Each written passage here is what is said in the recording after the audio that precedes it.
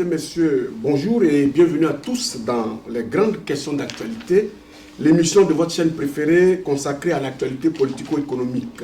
Nous recevons aujourd'hui sur notre plateau un homme politique ivoirien. Il s'agit surtout de M. Stéphane Kipré, président fondateur de l'Union des Nouvelles Générations, UNG en abrégé.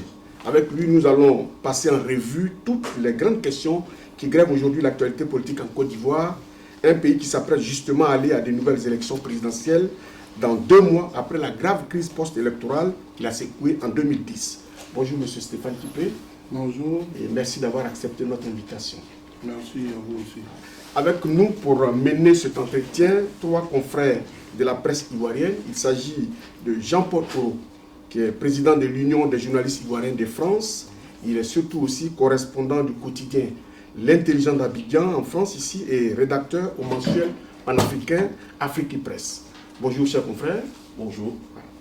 Et à ses côtés, nous avons Blaise Boncier. Blaise Boncier, correspondant du quotidien L'Inter. Bonsoir Blaise Boncier. Bonsoir. Et avec lui, enfin, nous avons Franck Totti, qui est le correspondant du quotidien Le Nouveau Courrier. Bonsoir, chers collègues. Bonsoir, Augustin. Merci beaucoup d'être là à cette émission. Alors, nous allons commencer tout de suite cette émission avec la première question, mais avant tout, on voudrait quand même s'intéresser tout de suite à la vie en exil du président Stéphane Kipré. Nous allons commencer donc cet entretien par cette question. Voilà maintenant un peu plus de 4 ans que vous vivez en exil en France. La grande majorité des hommes politiques qui avaient quitté la Côte d'Ivoire au lendemain de la crise post-électorale sont rentrés au pays, aux côtés du peuple. La nouvelle page démocratique est donc en train de s'écrire en Côte d'Ivoire. Finalement, vous, qu'est-ce qui vous bloque à l'extérieur? Je voudrais avant tout vous dire merci pour l'occasion que vous me donnez de faire le tour de l'actualité nationale et internationale. Qu'est-ce qui me retient à l'extérieur? J'ai souvent l'habitude de dire qu'on ne décide pas d'aller en exil, on est contraint à l'exil. Aujourd'hui, le problème n'est pas de savoir pourquoi Stéphane Kipré n'est pas encore entré d'exil. Le problème est de savoir est-ce que ce pour lequel Stéphane Kipré est parti en exil a été réglé. Parce qu'il y a 2 façons de rentrer d'exil. Il y a rentrer de l'exil pour défendre les idéaux pour lesquels on combat, ou il y a rentrer d'exil pour s'inféoder au pouvoir qui t'a contraint d'aller en exil. Donc pour moi, je pense qu'aujourd'hui, avant de parler de mon retour, il est question d'abord de savoir est-ce qu'il n'y a plus de réfugiés en Côte d'Ivoire, est-ce que la sécurité est revenue en Côte d'Ivoire, est-ce qu'il n'y a plus de prisonniers politiques en Côte d'Ivoire. Lorsque toutes ces questions-là seront revues, lorsqu'on aura réponse à toutes ces questions, je pense que le temps de mon retour sera opportun. La première réponse que l'État a donnée à toutes ces préoccupations que vous soulevez, c'est que l'État tend la main à tous les exilés. Et comme je l'ai dit tantôt, beaucoup de vos collègues politiciens sont tous rentrés et la main est tendue aujourd'hui, ils sont en Côte d'Ivoire. La main est tendue.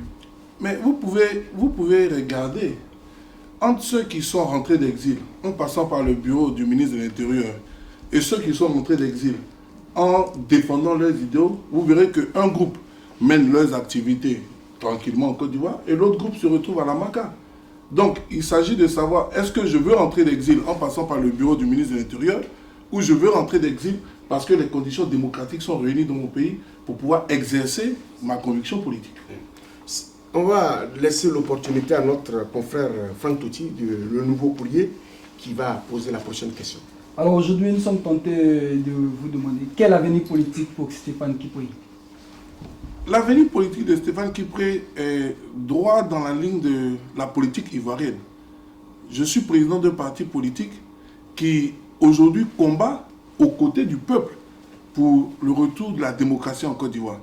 Donc je ne voudrais pas me prétendre lier, je dirais, mon avenir politique à ma seule question. Je voudrais, quel est l'avenir politique de la Côte d'Ivoire? Et c'est dans ce cadre-là que l'Union des Nouvelles Générations que je dirige milite pour que la démocratie revienne en Côte d'Ivoire. Jean-Paul Oro, l'invité à vous. Merci M. Stéphane Kipré d'avoir accepté de répondre à nos questions. J'aimerais revenir sur un épisode assez épineux de la crise qui a secoué le FPI, surtout au début de la crise, lors de la fameuse candidature du président Laurent Gbagbo au sein du FPI. Pendant cette crise-là, je crois au mois de janvier, en début du mois de janvier 2015, le président du FPI, légalement reconnu, M. Pascal Affi-N'Guessan, a dit ceci, et je cite, vous concernant visiblement apparemment. Parmi ceux-là, dans leur camp, parlant du camp de ses adversaires au sein de son parti politique, c'est-à-dire Abdourahmane Sangaré, il y a beaucoup de faussaires. Il y a un même qui a imité à l'époque la signature du ministre de l'économie pour accorder un agrément de 180 000 tonnes de cacao à une entreprise et il a empoché près de 4 milliards. Je sais que c'est lui qui a fait cette lettre. Ce sont des faussaires, on les connaît ici et ils vont se cacher en France pour essayer de nous emmerder. Si les garçons qu'ils viennent, si ce n'est pas Gbagbo, il sera en prison aujourd'hui. S'il n'était pas un proche de Gbagbo, il sera en prison. Aujourd'hui, il est assis en France et il nous emmerde. Alors que c'est un faussaire connu de tout le monde. Et il poursuit, parlant visiblement de Nadi Bamba, c'est elle-même qui est le pivot du complot. Les autres, eux, ne sont que des instruments. Et c'est très souvent ces journaux qui sont à la pointe du combat contre nous. Parce qu'elle aussi se dit que c'est la période qu'elle attend qu'on me chasse pour rentrer en Côte d'Ivoire avec son groupe constitué de Demba Traoré, de Stéphane Kipré. Katina Koné est dedans, mais ce sont ceux-là. Parce qu'aujourd'hui, le FPI est l'objet de plusieurs convoitises. Or, celle-là, elle nous a déjà fait suffisamment de mal parce qu'elle y est pour beaucoup dans notre chute. Ces deux propos-là ont été assimilés à vous et à Nadi Bamba, la seconde épouse du président Laurent Gbagbo. À l'époque, je crois que vous aviez répondu en disant que M. Pascal Affi-N'Guessan était une vipère dans la poche de Laurent Gbagbo quand il était au pouvoir. Et lors de la cérémonie d'investiture du président de la représentation France de votre parti, vous avez dit que vous préférez marcher avec un prisonnier que de marcher avec un esclave. Aujourd'hui, après le temps qui est passé, l'eau qui a coulé, quel est votre sentiment par rapport à ces deux interventions? Et ma deuxième préoccupation concerne le Charles Blé Goudé, aujourd'hui co-détenu du président Laurent Gbagbo. Des informations nous sont parvenues selon lesquelles il y a une vive altercation entre vous et Charles Blé Goudé au sujet de sa neutralité dans la crise entre les pro-Affi et les pro-Sangaré. Que pouvez-vous nous dire? Qu'en est-il exactement? Que s'est-il vraiment passé?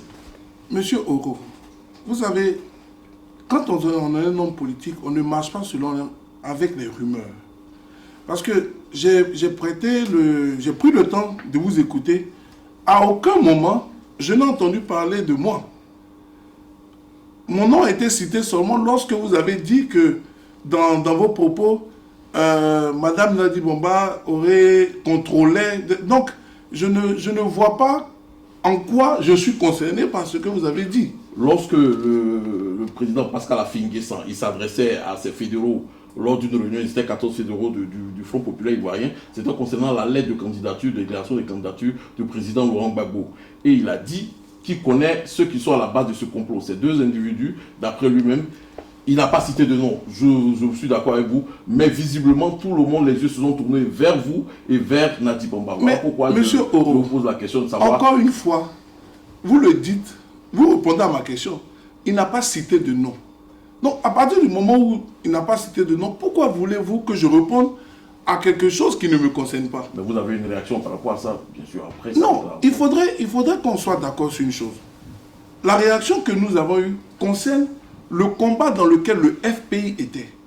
Il y avait une crise au sein du FPI qui aujourd'hui pour moi est derrière nous. Il y a eu le congrès du FPI. Je voudrais revenir sur vos propos pour dire que vous avez parlé de la prétendue candidature. Pour moi, il n'y a pas eu de prétendue candidature. Il y a eu la candidature du président Laurent Gbagbo. Et aujourd'hui, après le congrès du FPI, le président Laurent Gbagbo est élu président du FPI. Donc pour moi, c'est un sujet du passé. Donc il est difficile de répondre à des propos qui ne me concernent pas. Et la question concernant la vive altercation qui s'est passée entre vous et Charles Blé Goudé à la prison de Scheveningen. C'est ce que je vous dis. Monsieur Oro, vous savez, le problème que vit la Côte d'Ivoire est tellement important qu'on ne peut pas passer le temps à tourner autour je dirais, de rechercher des informations ou des rumeurs qui ne nous font pas avancer. Est-ce que vous savez que pendant que nous sommes en train de parler aujourd'hui, vous et moi, il y a à peu près 60 000 exilés politiques. Il y a à peu près plus de 500 prisonniers politiques. Il y a des gens qui ont perdu la vie. La démocratie est en train de mourir dans notre pays. Donc, quand vous voyez tous ces sujets-là, il est difficile de laisser mourir notre mère patrie au profit de débats qui n'ont pas de sens. Au profit de ces sujets-là, nous allons y venir. Non, c'est pour vous dire que en tant que leader politique ivoirien, il est difficile pour moi de répondre à des questions qui, pour moi, ne font pas avancer la nation. Est-ce que oui ou non, la Côte d'Ivoire est malade? Si oui, quelles sont les solutions pour guérir la Côte d'Ivoire? Voilà ma préoccupation d'aujourd'hui. Votre préoccupation est entendue et au chapitre de cela, on va parler évidemment de démocratie et on va voir aujourd'hui comment se porte l'UNG et on va laisser notre confrère Blaise Boncier de l'Inter vous poser la prochaine question. D'accord. Monsieur Stéphane Kipré, pour nombre d'observateurs de la scène politique ivoirienne, l'UNG aujourd'hui c'est un immobilisme total et qui n'est nullement gêné par les quelques sorties sporadiques du président que vous êtes, mais aussi par les quelques déclarations de la direction du parti. Les bases sont quasiment inexistantes. La direction du parti est en perpétuelle recomposition et le 1er juin dernier, c'est l'une des personnalités fortes du parti, dans la personne de Serge Kofi, je crois vice-président, conseil spécial du président, porte-parole du président, qui craquait la porte. Pour ne pas demander quel est l'état de santé du parti depuis que vous êtes en exil, je voudrais savoir qu'est-ce qui ne va pas à l'UNG. Et si vous permettez, Serge Kofi, comme raison de son départ, a dit que les objectifs avoués que vous étiez donnés, assignés, ont été atteints. Quels sont ces objectifs-là aujourd'hui, 8 ans après la création de l'UNG? L'UNG va au rythme de la politique en Côte d'Ivoire. Vous savez, le parti a été secoué, je ne peux pas le nier. Après le 11 avril 2011, la Côte d'Ivoire a été secouée. Et au même rythme que la Côte d'Ivoire, l'UNG a été secouée. Nous avons eu des prisonniers politiques, nous avons perdu des militants. Je me suis retrouvé en exil avec beaucoup d'autres militants. Mais après tout ça, le parti essaie de se remettre. Malgré toutes les traques que nos différents dirigeants ont pu subir, le parti se renaît. Il y a des tournées à l'intérieur du pays. La direction du parti va rendre visite aux différentes bases. On repart, je dirais, on refait renaître le parti.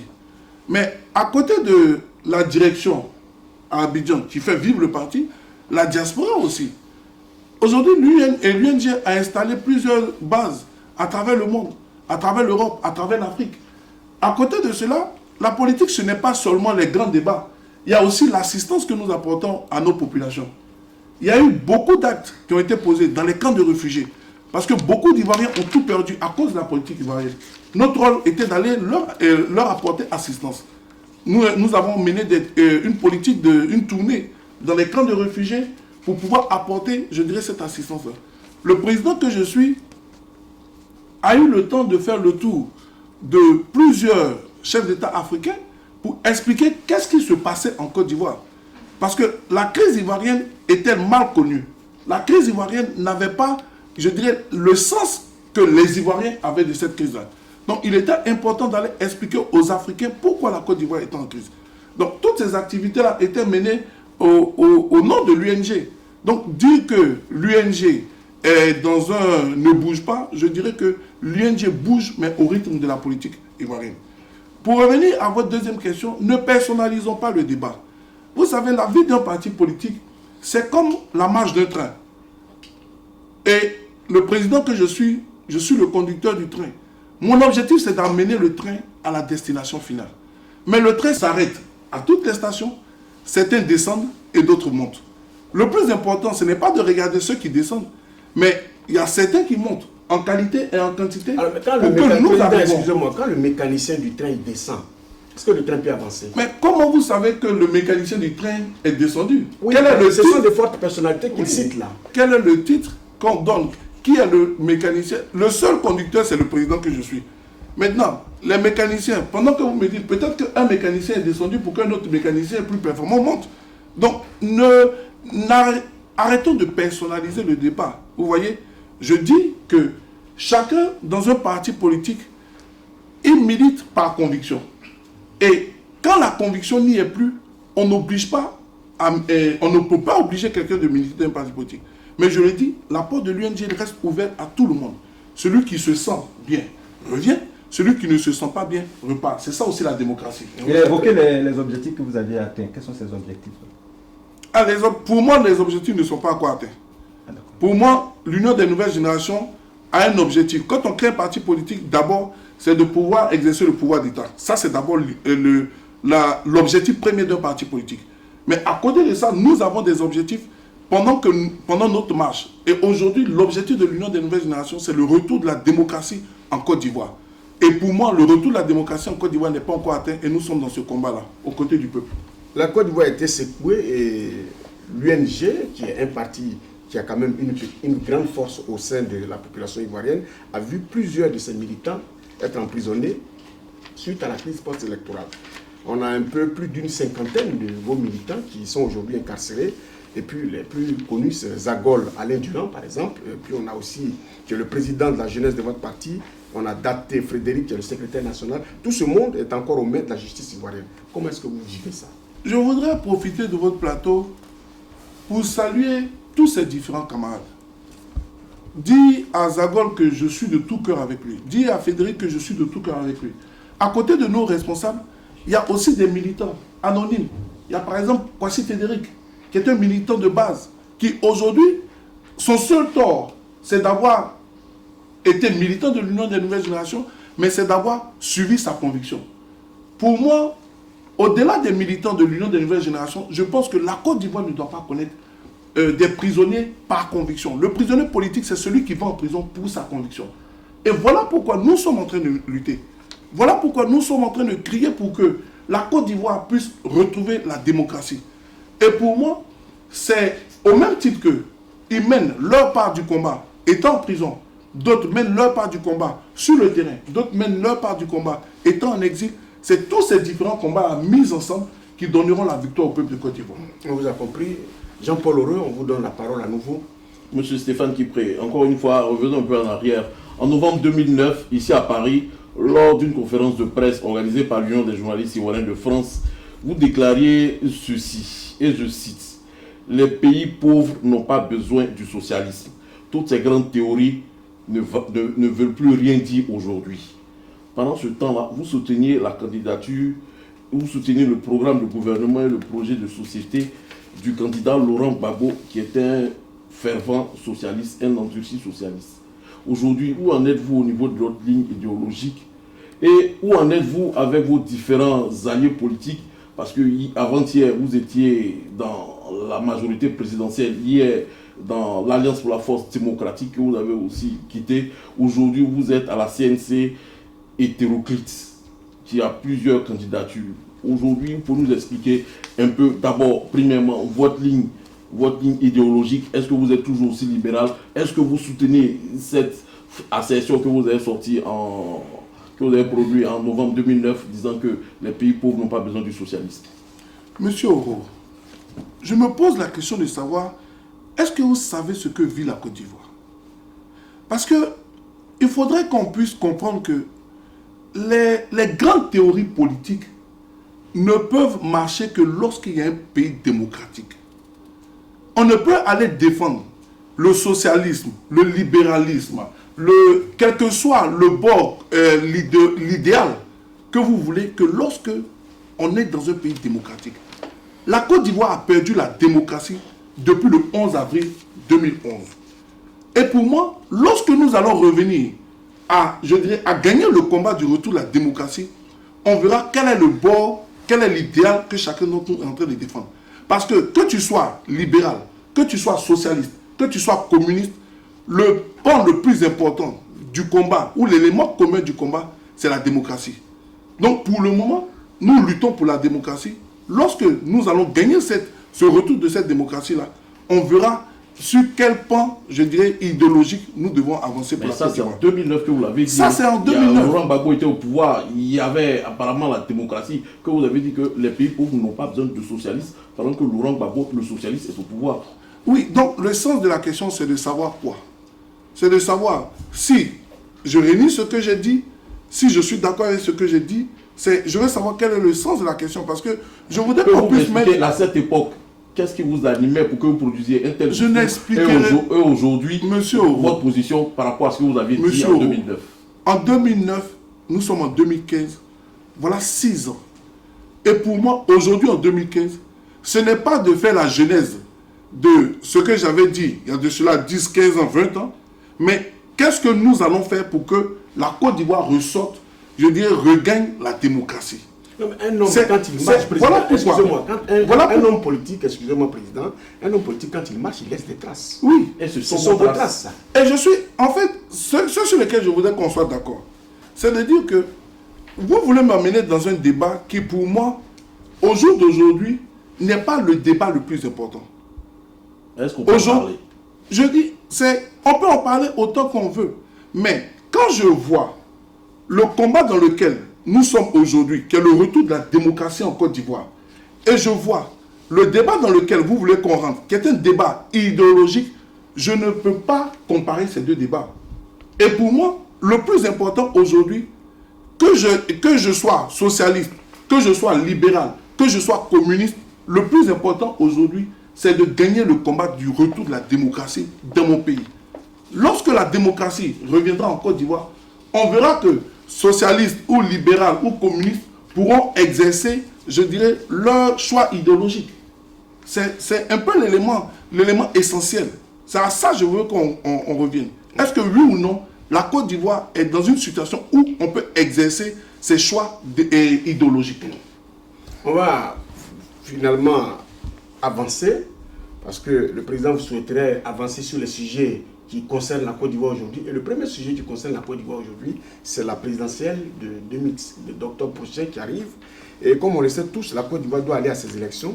Et nous ne sommes plus qu'à 2 mois de cette échéance majeure. Alors, Franck Totti, c'est à vous que revient l'honneur d'ouvrir cette page sur la présidentielle de 2015. Alors, quelques semaines de la présidentielle d'octobre, et malgré la pléthore de candidats déclarés, l'organisation du processus électoral continue d'être décriée. Qu'est-ce qui dérange? Que dénoncez-vous réellement dans tout ce processus? Il y a, vous savez, un processus électoral a plusieurs aspects. L'organisation, mais le pays dans lequel ce processus doit être mené. Aujourd'hui, pour moi, la Côte d'Ivoire n'est pas prête à aller à des élections présidentielles. Quand vous regardez aujourd'hui... Pourquoi, président? La Côte d'Ivoire n'est pas prête parce que... Prenons d'abord, je dirais, l'organisateur de ces élections-là, qui est la commission électorale indépendante. Vous voyez que cette commission électorale indépendante, il ne faut pas avoir fait Sciences Po pour savoir que quand une commission électorale a échoué, on ne prend pas les mêmes choses pour faire pour recomposer la même organisation. L'adversaire dit qu'on ne change pas une équipe qui gagne. Voilà, donc une commission électorale indépendante qui est une équipe qui gagne pour l'adversaire, il y a des questions à se poser. Pour moi, Issou Bakayoko est celui qui a déclenché la crise en Côte d'Ivoire. Maintenant, la commission électorale indépendante, le format dans lequel il est aujourd'hui, c'est une commission qui est née des accords de Marcoussis, une commission de partis politiques. Sommes-nous d'accord que la commission électorale indépendante, formée des partis politiques, a échoué? Parce que si elle n'avait pas échoué, la Côte d'Ivoire n'allait pas connaître une crise post-électorale. Donc, à partir du moment où la commission électorale formée des partis politiques a échoué, nous devons recomposer cette commission électorale. Donnons à la société civile, donnons aux religieux, donnons aux chefs traditionnels de pouvoir organiser les élections. Et laissons les partis politiques aller convaincre le peuple de leur programme politique. Parce qu'on ne peut pas être en même temps juge et parti. Voilà un des éléments qui fait que la Côte d'Ivoire n'est pas prête. Comment voulez-vous qu'on parte à une élection présidentielle lorsque le Conseil constitutionnel qui est supposé abriter cette élection est bancal? Le Conseil constitutionnel, pour moi, est bancal parce que ce Conseil constitutionnel n'est pas légal. L'article 90 de notre Constitution dit que le Conseil constitutionnel est élu pour 6 ans. Le président du Conseil constitutionnel est élu pour 6 ans. Mais Yaoundé a-t-il fait 6 ans pour être démis de ses fonctions. Yaoundé aussi est identifié comme l'une des personnalités qui a plongé la Côte d'Ivoire dans la crise, selon les observateurs. Oui, mais lui, il y a la Constitution qui dit qu'il est nommé pour 6 ans. Donc, à partir du moment où il est nommé pour 6 ans, il ne peut pas être démis de ses fonctions. Quand Yaoundé a été démis, tous ceux qui sont après Yaoundé ne sont pas à leur poste, ne sont pas là légalement. Mais permettez-moi, chers amis, de vous lire l'article 15 du Code de la magistrature qui dit « Aucun magistrat ne peut procéder à un acte de ses fonctions lorsqu'il s'agit de ses propres intérêts, de ceux de sa femme, de ses enfants ou alliés, en ligne directe ou en ligne collatérale, jusqu'au 4e degré inclusivement. » Pour dire que le président actuel du Conseil constitutionnel a sa femme, qui est directrice de campagne de M. Alassane Ouattara à Cocody. Mais comment voulez-vous que le président du Conseil constitutionnel prenne une décision allant à l'encontre, je dirais, des intérêts de sa femme? Donc, vous voyez que le Conseil constitutionnel actuel de la Côte d'Ivoire ne peut pas inspirer la confiance au peuple ivoirien. Donc, quand le Conseil constitutionnel n'inspire pas la confiance, quand la CEI ne répond pas, je dirais, à une commission électorale indépendante, quand nous avons un pays qui souffre toujours des effets d'une crise post-électorale, lorsque nous avons encore des prisonniers politiques, lorsque nous avons des exilés, lorsque nous avons des comptes gelés, comment voulez-vous que la Côte d'Ivoire aille à une élection? Comment voulez-vous que la Côte d'Ivoire aille à une élection crédible, apaisée et démocratique? Monsieur le Président, dans tous les cas, il reviendra au pouvoir en place d'installer une commission électorale. Il reviendra au pouvoir en place de nommer le président du Conseil constitutionnel. Finalement, vous ne croyez pas que c'est une fuite en avant du moins des opposants? Non, je ne suis pas en train de dire pourquoi le pouvoir en place nomme le président du Conseil constitutionnel. Je suis en train de dire que le Conseil constitutionnel en état, par rapport à l'article 90 de notre Constitution, il n'y avait même pas nécessité, on ne devait même pas être en train de nommer un nouveau président du Conseil. Yaoundé serait parti puisque ces 6 ans seraient finis. Oui, mais vous dites serait parti. Oui, mais ça veut dire, même si on avait respecté la constitution que Yaoundé était parti, aujourd'hui, le président aurait eu la latitude, parce que Yaoundé aurait fini ses 6 ans, le président de la République aurait eu la latitude de nommer un nouveau président du Conseil constitutionnel qui peut-être serait Vaudier ou... mais monsieur Bonzier, pourquoi alors n'avoir pas attendu? Pourquoi est-ce que nous ne n'aimons pas respecter la Constitution qui est je dirais, le code souverain de notre pays? Vous savez, il est difficile d'avoir un pouvoir qui ne respecte aucun élément de la Constitution. Et pour moi, comme vous le dites, Yaoundé serait parti.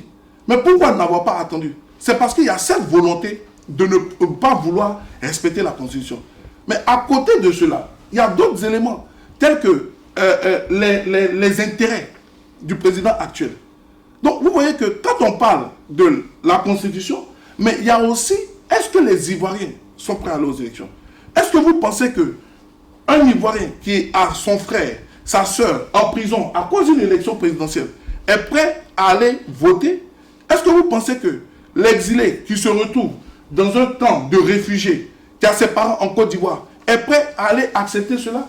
Nous devons régler, nous devons vider le contentieux électoral de 2010 avant de prétendre aller à une nouvelle élection en Côte d'Ivoire. Président, on vous a très bien compris, mais malheureusement, vous avez des alliés de la CNC qui aujourd'hui ont décidé, eux, malgré la composition de cette CI que vous décriez tant, d'aller à ces élections. Alors, vous avez une question à ce sujet? Oui, justement, allant dans la même veine que vous, M. Djedje, comment appréciez-vous cette diversité ou cette multitude de candidatures au niveau de vos alliés de la coalition nationale pour le changement? Ça, c'était la première préoccupation de mon inquiétude.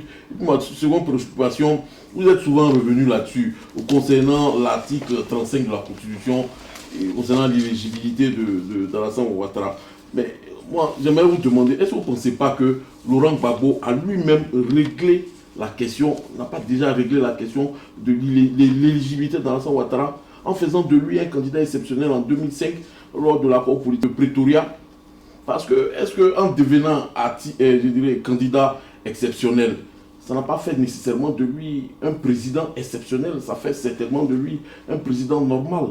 Or, dans la Constitution, l'article 35 dans son entente, dit clairement que le président est rééligible.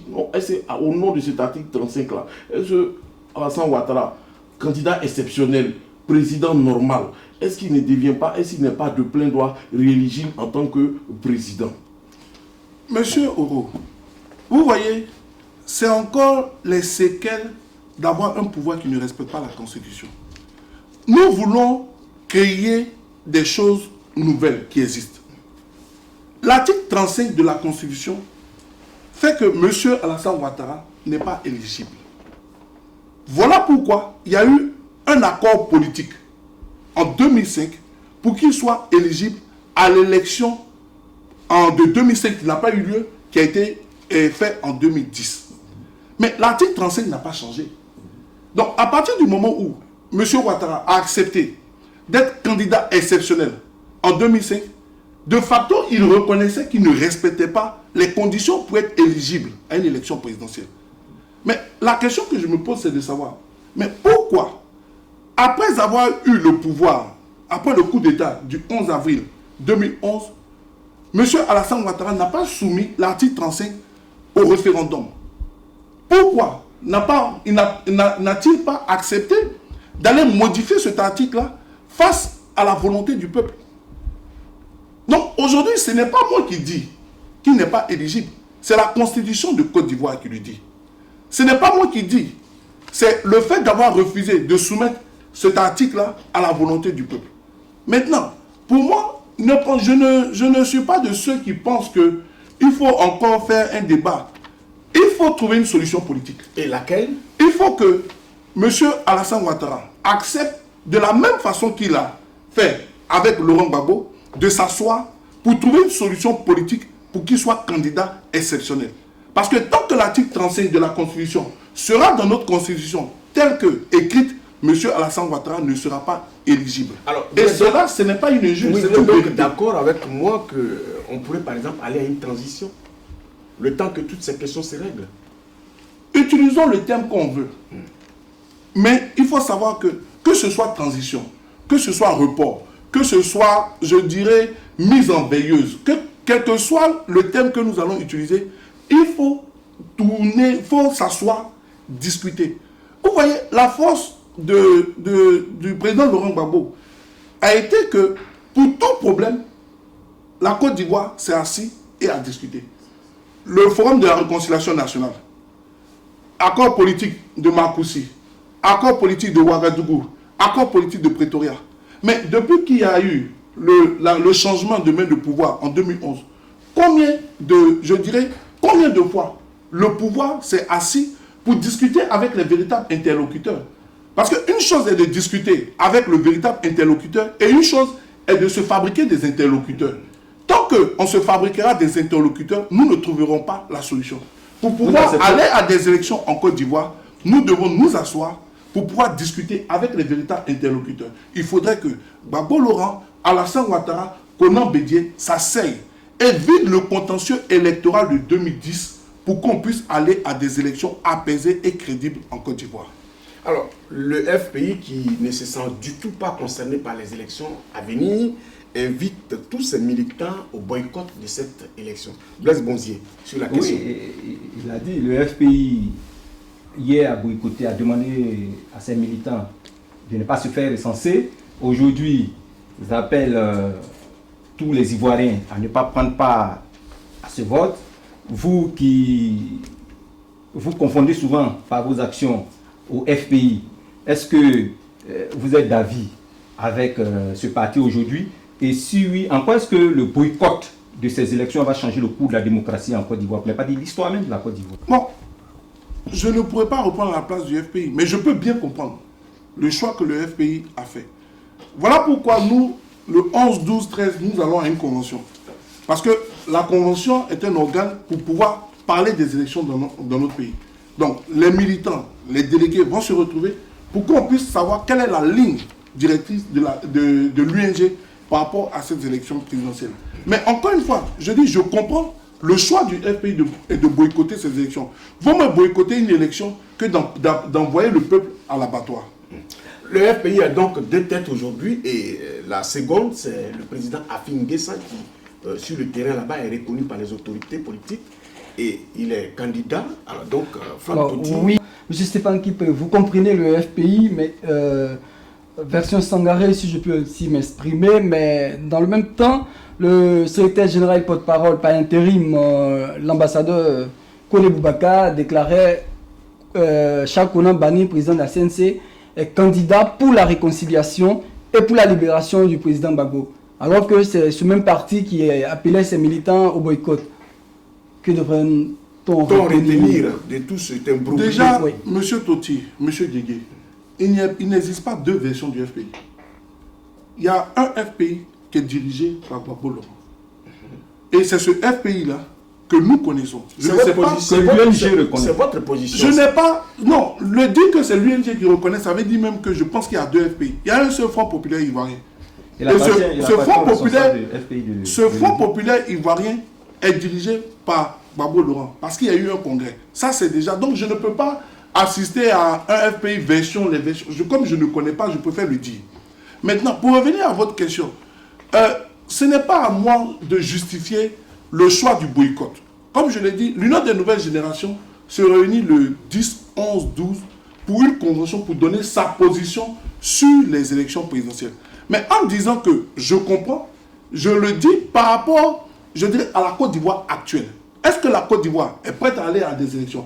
Mais quand nous avons un pouvoir qui refuse de voir la vérité en face, qui refuse de comprendre, qui refuse de s'asseoir pour discuter, il est peut-être préférable de s'abstenir que de conduire le peuple à l'abattoir. Voilà pourquoi je dis je comprends. Mais la position officielle de l'Union des nouvelles générations sera dégagée après notre convention que nous aurons, qui a pour thème les élections présidentielles en Côte d'Ivoire, la position de l'Union des nouvelles générations. Vous avez quand même une petite idée là-dessus. On va laisser Franck Totti. Oui, toujours dans le chapitre des élections, comment analysez-vous la candidature de M. Pascal Affi-N'Guessan?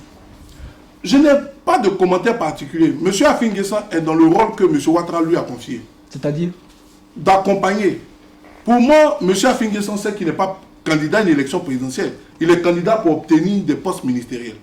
Donc pour moi, je n'ai aucun... Qu'est-ce que vous en savez? Mais je le dis, vous savez, disons, appelons un chat un chat.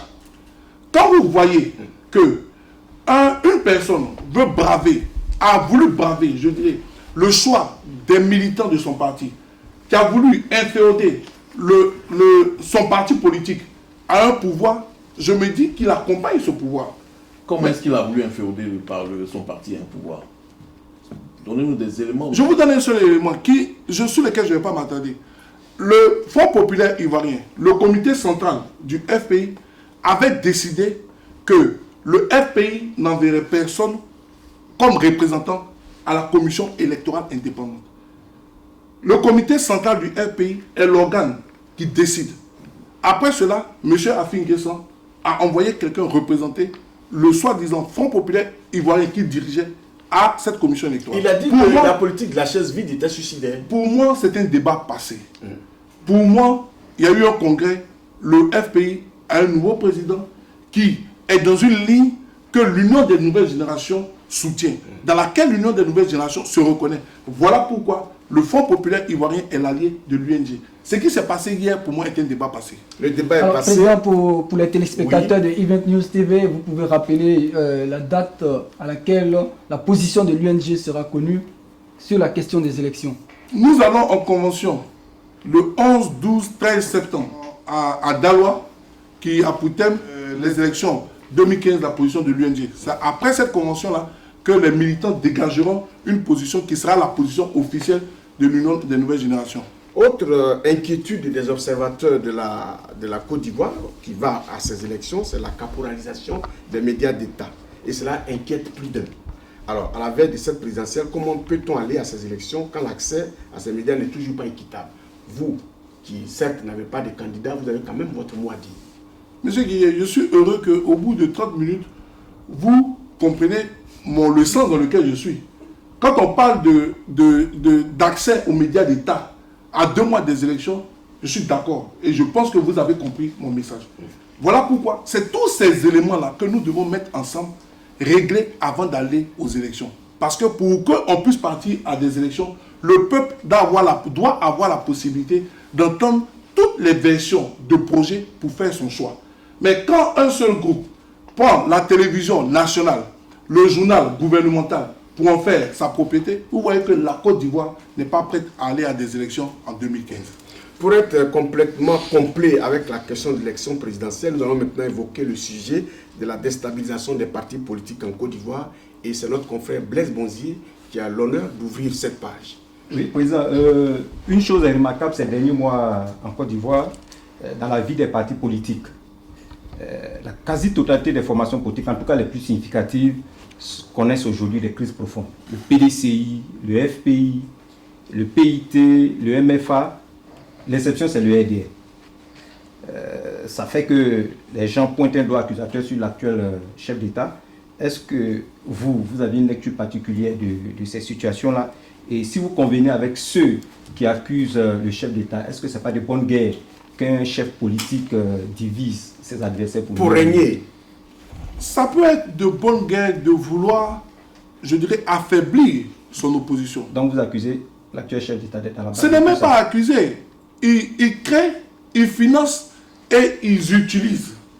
Mais encore une fois, ça peut être de bonne guerre. Mais ce qui n'est pas à faire, c'est d'utiliser la justice, la police, pour pouvoir détruire les partis politiques de l'opposition. Ça, ce n'est pas à faire. Parce que la justice appartient à tous les Ivoiriens. La police appartient à tous les Ivoiriens. Mais quand on utilise la force de l'État pour pouvoir brimer son opposition, ça, c'est antidémocratique. Maintenant, la volonté de pouvoir être parti unique en Côte d'Ivoire, bon, vous voyez encore une fois que la démocratie n'existe pas au sein du RDR. Oui, au sein du RDR ou bien en Côte d'Ivoire? Non, au sein même du RDR déjà. Du RDR, ok, d'accord. J'aimerais revenir sur un événement, il y a une dizaine de jours, le COGEP de Charles Blé Goudé était en congrès, et au sorti de ce congrès-là, aujourd'hui, le mouvement politique de Charles Blé Goudé est devenu un parti politique. Quelle lecture, quelle appréciation vous faites de la naissance de cette nouvelle organisation politique qui va certainement vous concurrencer? Je n'ai pas d'appréciation particulière à faire. Vous savez, c'est aux militants du COGEP de choisir la forme sous laquelle ils veulent lutter. Que ce soit mouvement, que ce soit parti politique, c'est leur choix. Et je n'ai pas de commentaire particulier à faire là-dessus. Mais c'est un de vos alliés, vous étiez tous alliés ensemble au sein de la LMP, au sein de la Galaxie Patriotique.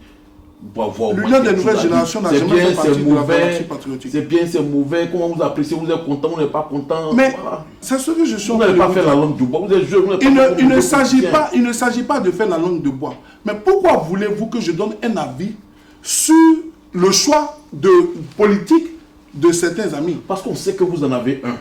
Mais pourquoi? Mais quel est, que ce soit en mouvement politique, ou négativement. Monsieur Oro, que ce soit en mouvement politique, que ce soit en parti politique, que ce soit en société civile, que ce soit en association, le plus important pour moi n'est pas la forme sur laquelle la lutte. J'aurais pu apporter un élément d'appréciation si, je dirais, la ligne de combat changeait. Mais pour moi, aujourd'hui, la forme ne définit pas forcément la ligne de combat. Donc nous regardons pour voir comment est-ce que le projet, en tant que parti politique, va mener sa ligne de combat et après nous verrons. Pour le moment, je n'ai pas Pour le moment, je n'ai pas d'avis particulier à émettre là-dessus. Voilà, merci à tous. Nous allons maintenant attaquer le dernier point du conducteur de cette émission.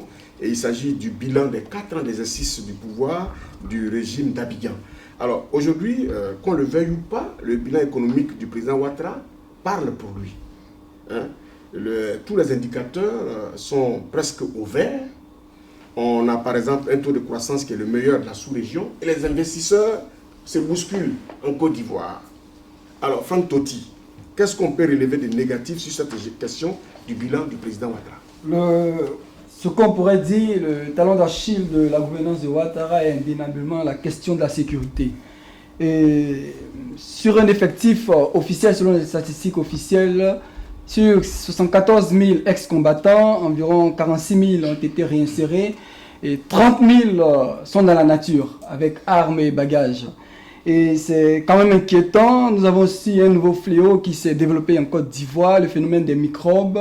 Ce sont des ex-combattants, des mineurs pour la plupart, qui agressent les paisibles populations. Ce phénomène s'est développé à Bobo et ça gagne du terrain, à Yopougon, à Koumassi, etc. Nous avons aussi un autre genre d'insécurité, c'est les attaques des brigades de gendarmerie, notamment dans le nord du pays, à Odiéné, récemment à Ferké, dans le fief de Soro-Guillaume. Nos commissariats sont toujours en sous-effectifs et sous-équipés. Les dozos continuent d'être armés. L'Ouest ivoirien est toujours une zone d'insécurité où règnent en maître les brigands et autres hommes en armes. On va dire. Oui. Monsieur Stéphane Kipré, que pouvez-vous dire de l'état sécuritaire en Côte d'Ivoire 4 ans après la fin de la crise post-électorale? J'aimerais pouvoir ajouter aussi, par rapport à cette question d'insécurité, aussi la question des droits de l'homme en Côte d'Ivoire et la question, personnellement, ma qualité, à mes responsabilités de président de l'Union des journalistes ivoiriens de France, aussi du respect des droits de la liberté d'expression en Côte d'Ivoire. Quels sont vos avis sur ces deux aspects, la sécurité et les droits de l'homme? Président. Moi, je voudrais, avant même d'arriver, je dirais, à cette longue liste des éléments d'insécurité que M. Toti a donné, revenir sur un aspect important. Vous savez, on définit le taux de croissance d'un pays par rapport à plusieurs éléments. Mais un des éléments importants, c'est d'abord la cohésion sociale. Quand un investisseur vient dans un pays et investit, il attend d'abord le retour sur investissement. Mais pour qu'il y ait un retour sur investissement, il faut déjà que le pays dans lequel tu investis puisse, je dirais, créer de la confiance. Il faut qu'il y ait la cohésion sociale. Le premier élément d'échec que nous ne devons pas oublier du pouvoir en place, c'est la réconciliation nationale. La réconciliation nationale a échoué. L'élément qui nous montre même que la réconciliation nationale a échoué en Côte d'Ivoire, c'est que le choix du pouvoir en place pour diriger cette réconciliation nationale est candidat contre ce pouvoir-là. Cela nous prouve qu'il n'y a pas eu de réconciliation en Côte d'Ivoire. L'élément de langage de l'Ivoirien n'a pas changé après 4 ans. L'Ivoirien parle toujours d'exilés politiques, de prisonniers politiques. L'Ivoirien parle toujours de ce qu'ils ont appelé le rattrapage ethnique. Vous voyez? Donc, ces éléments-là ne peuvent pas être mis de côté et on nous parle d'éléments de croissance. Parce que quand il n'y a pas de cohésion sociale, on ne peut pas parler d'abord de croissance. Maintenant, je voudrais revenir sur la sécurité. Quand on parle de désarmement, quand on parle de régler les problèmes de la crise post-électorale avant d'aller aux élections, ce sont ces problèmes-là dont vous parlez. Comment voulez-vous qu'on puisse aller battre campagne au nord de la Côte d'Ivoire lorsque, après 4 ans, aucun parti politique n'a été capable d'aller battre et d'aller faire un meeting normalement? Comment voulez-vous qu'on puisse parler d'élections en Côte d'Ivoire lorsque, après 4 ans, on ne sait même pas quels sont le nombre d'armes encore qui règnent dans le pays? L'insécurité n'est même pas le talon d'Achille. L'insécurité est le résultat de l'insécurité que le pouvoir Ouattara a créé sous le pouvoir Gbagbo Laurent. Ils sont en train d'aujourd'hui payer les séquelles d'avoir donné les armes aux gens pour soi-disant chasser un du pouvoir, mais quand on donne une arme pour chasser l'autre, c'est cette même arme que l'autre utilise comme son pouvoir. Voilà le problème des Ivoiriens. Donc, on peut parler de réalisation, on peut parler de construction de routes. Ça encore, c'est un autre débat. Parce que tout le monde sait que dans un pays, on ne se lève pas pour pouvoir construire des routes. Il y a d'abord des études. Après la phase des études, il y a le recherche de financement. Donc quand on voit qu'un pont sort, au bout de 2 ans, est construit, ça veut dire qu'il y a un pouvoir qui a fait d'abord les études, qui a levé le financement, et ensuite, l'autre a construit. Quand on voit l'autoroute qui est construite, mais l'autoroute ne se construit pas en 3 ans, 4 ans. Donc vous voyez qu'il y a eu la continuité de l'État sur ces projets-là. Je ne le décris pas, c'est bien qu'il y ait des infrastructures. Mais est-ce que ces infrastructures-là vont remplacer, je dirais, le main dans la main dans lequel le peuple doit marcher? Est-ce que les infrastructures vont remplacer, je dirais, la sécurité que nous devons garantir au peuple de Côte d'Ivoire? Donc, avant de pouvoir balancer des grands éléments de communication tels que la croissance à 2 chiffres, arrêtons de vouloir utiliser les aspects de communication pour pouvoir flatter le peuple. Arrêtons de pouvoir brandir, je dirais, des éléments de rigolade pour pouvoir montrer à l'Occident que la Côte d'Ivoire va bien. Ce n'est pas parce que nous construisons une route que la Côte d'Ivoire va bien. Alors, quand on revient un peu sur l'insécurité et qu'on s'attarde un peu dessus, on voit que ces derniers temps, et c'est vraiment l'actualité, on est obligé d'en parler, que ces derniers temps, à Paris ici, il est difficile pour les partisans du président Laurent Gbagbo de manifester, d'organiser leurs manifestations. On se souvient, il n'y a pas encore 2 ou 3 jours, qu'un des proches de Laurent Gbagbo, un cyberactiviste, a été sauvagement attaqué à l'arme blanche, et les autorités de ce pays sont totalement sidérées de voir que les Ivoiriens sont en train de transposer leur violence ici. Quel est l'appel que vous lancez à ce sujet? Ce que je veux dire, c'est condamnable que la politique a changé de définition en Côte d'Ivoire. La liberté d'expression n'existe plus en Côte d'Ivoire. Et je voudrais dire que quand on parle de réconciliation, quand on parle des problèmes liés à la crise post-électorale, quand on parle du désarmement, ce n'est pas seulement les Ivoiriens qui sont concernés. C'est aussi tous les partenaires au développement de la Côte d'Ivoire qui sont concernés. Et vous voyez, à l'image de ce qui se passe en Côte d'Ivoire, aujourd'hui, Paris est concerné, demain, peut-être les États-Unis seront concernés. Arrêtons de tourner en rond et touchons du doigt la réalité. Arrêtons de pouvoir utiliser la réconciliation comme des éléments de communication et asseyons-nous au chevet de notre mère patrie qui est malade, qui est en train d'agoniser, et réglons les problèmes véritables de la Côte d'Ivoire. Oui, les vrais problèmes aujourd'hui que le gouvernement, lui, il a, c'est qu'il est en train de réaliser beaucoup d'infrastructures pour faire avancer la Côte d'Ivoire. Vous avez une question là-dessus? Oui, mais justement, avant de revenir sur la question de l'infrastructure, je crois que M. Stéphane Kipré est déjà revenu là-dessus, mais il n'a pas répondu à la question des droits de l'homme en Côte d'Ivoire. Beaucoup de communiqués, de rapports d'organisations non gouvernementales comme Human Rights Watch a produit des rapports concernant les droits humains en Côte d'Ivoire. Vous, votre avis là-dessus aujourd'hui? Mais on ne peut qu'appuyer. On ne peut que dire. Tous ces organismes ne font que dire ce que nous disons le plus bas. Ils ne font que tirer, je dirais, notre voix pour la porter là où nous n'arrivons pas. Il n'existe pas de droits de l'homme en Côte d'Ivoire. Il n'existe pas de liberté d'expression en Côte d'Ivoire. Il n'existe pas de sécurité en Côte d'Ivoire. Et c'est cela que nous ne voulons pas que le tableau est trop noir là. Mais ce n'est pas que je trouve, c'est ce qui est. C'est ce qui se passe en Côte d'Ivoire. Quand on parle je n'ai pas créé le phénomène des microbes. Je n'ai pas créé le phénomène de l'insécurité. Je n'ai pas créé le phénomène du non-désarmement. Donc, vous pensez qu'il est noir parce que nous ne voulons pas voir la vérité en face. C'est ce qui est. C'est ce qui se passe aujourd'hui en Côte d'Ivoire. Sur le procès CKCK, le ministre Joël Nguessa a accusé le commandant CKCK d'avoir assassiné, exécuté son chauffeur et ses gardes du corps. En vous citant comme témoin de ces faits, le commandant CKCK, dans sa défense, a rejeté ces accusations, toujours en vous mentionnant, visiblement vous êtes un acteur clé pour la manifestation de la vérité.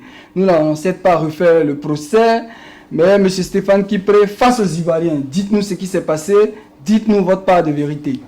Je n'ai pas pour habitude de m'interférer dans les débats qui sont à la justice. Non, je pense que l'affaire est réglée, il y a eu un procès. Non, il y a toute l'histoire de la Côte d'Ivoire. Il y a eu appel. Il y a eu appel. Mais ce que je voudrais dire, c'est qu'en Côte d'Ivoire, depuis le 11 avril 2011, la justice ne rend pas justice. La justice donne des décisions politiques. Voilà pourquoi. Parce que ce n'est pas seulement, ce n'est pas seulement le procès du commandant CKCK. Le problème, c'est tous les différents procès qui se sont passés en Côte d'Ivoire, qui ne sont plus des procès, je dirais, sur la base justice, on va circonscrire l'affaire. À l'affaire CKCK. Vous avez été témoin. Pardon, notre confrère a été clair, vous avez été cité comme témoin. Vous êtes face à la nation.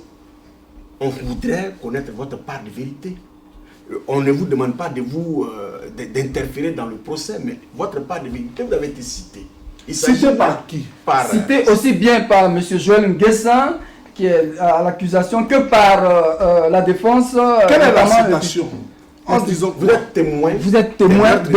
Demandez à mon neveu, Stéphane Kipré, il était témoin, il était là. Mon chauffeur était abattu devant moi. Voilà, quand mon chauffeur a été abattu. Mes gardes du corps étaient abattus par le commandant CKCK. Je n'étais pas témoin de ça. Je n'étais pas présent de ce acte-là. Et je voudrais rappeler au porte-parole du RDR de revenir dans ses mémoires parce que je n'ai pas été témoin de ça. Vous avez été témoin de Pourtant, ça. il dit que vous lui avez sauvé la vie ce jour. Oh, mais donc, posez-lui la question, comment je lui ai sauvé la vie? Oui, mais avant Parce de que nous le quand- dire, voyez, président, mais voyez, l'opportunité de le dire. vous dites que j'ai été... C'est pour ça que je vous ai posé la question, j'ai été cité en quel thème? Et vous m'avez rappelé les thèmes que le porte-parole du RDR a dit, et je dis que je n'ai pas été témoin de ça, de ce que il a le menti. porte-parole du RDR a dit. Joël Nguessa a menti. Le Vous porte-parole n'étiez pas du- témoin lors de l'assassinat de son chauffeur, de son garde du corps. Je n'ai pas été témoin de ce que le porte-parole du RDR a dit. Merci, Président. Et la dernière question de cette émission va revenir à Franck Totti et elle a trait au président Laurent Gbagbo, incarcéré à la haie. Franck Totti, vous avez la parole. C'est un secret de polichinelle que de dire que vous êtes un visiteur assidu du célèbre prisonnier de Scheveningen, le président Laurent Gbagbo. À 3 mois de l'ouverture de son procès, dans quel état d'esprit se trouve-t-il?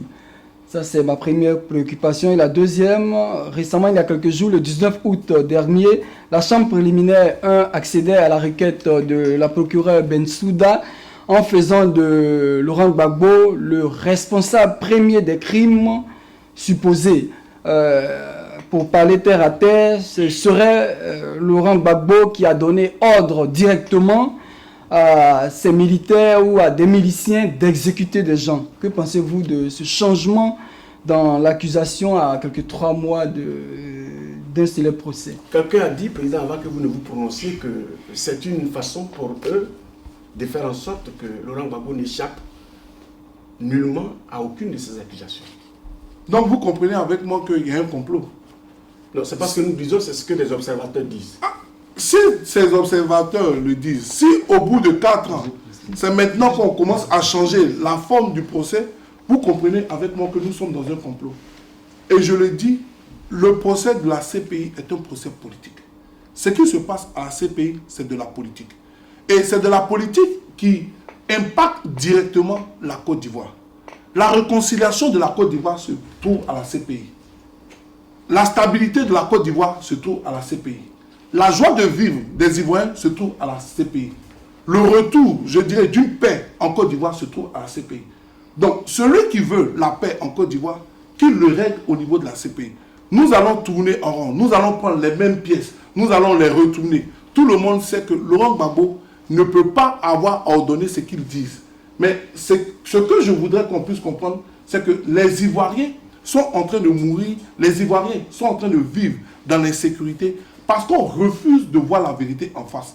La réconciliation de la Côte d'Ivoire, c'est ce qui se passe à la CPI. Si nous voulons la paix en Côte d'Ivoire, si nous voulons la réconciliation en Côte d'Ivoire, faisons sortir Laurent Gbagbo, faisons asseoir les acteurs de la crise post-électorale pour qu'ils puissent vider le contentieux électoral et qu'ensemble, on puisse repartir sur une nouvelle page de notre pays. On ne peut pas parler de Côte d'Ivoire sans parler de Laurent Gbagbo. On ne peut pas parler de paix sociale en Côte d'Ivoire en mettant de côté tous les exilés politiques, tous les prisonniers politiques. La Côte d'Ivoire a besoin de cela. Et arrêtons de pouvoir jouer avec les mots et touchons du doigt la réalité des problèmes en Côte d'Ivoire. Je pense que le président a répondu à toutes les questions. Et merci, M. Stéphane Kipré, d'être passé sur notre plateau. Mais avant de vous laisser partir, vous avez certainement un dernier mot. Je voudrais dire merci à Event News TV pour cette occasion que vous m'avez donnée de pouvoir parler, je dirais, aux Ivoiriens. Nous avons abordé beaucoup de sujets, des sujets importants pour la nation ivoirienne. Nous avons abordé le sujet de la commission électorale indépendante qui jouera un rôle dans cette élection-là. Il n'est pas, pour moi, il est important de la réviser. Il est important de mettre de côté cette série de partis politiques et recomposer, constituer, donner l'organisation des élections à la société civile. Nous avons parlé du Conseil constitutionnel. Vous voyez-vous, aujourd'hui, au-delà de tous ces différents problèmes que la Côte d'Ivoire a, je voudrais dire aux Ivoiriens de ne pas perdre espoir. De ne pas perdre espoir parce que notre pays sortira grand. Mais nous devons continuer de mener ce combat-là. Parce que la démocratie est le combat le plus important que nous devons mener pour notre Côte d'Ivoire. Voilà pourquoi l'Union des nouvelles générations se tiendra toujours aux côtés du peuple de Côte d'Ivoire pour pouvoir gagner ce combat-là. Et ensemble, nous construirons une Côte d'Ivoire debout et une Côte d'Ivoire grande. Merci, Président. Merci à Franck Totti. Merci aussi à Jean-Paul Oro. Et merci enfin à Blaise Boncier. Merci aussi à tous les techniciens qui étaient en régie. Téléspectateurs d'Event News TV, merci pour votre fidélité. On se retrouve pour un prochain numéro. À bientôt.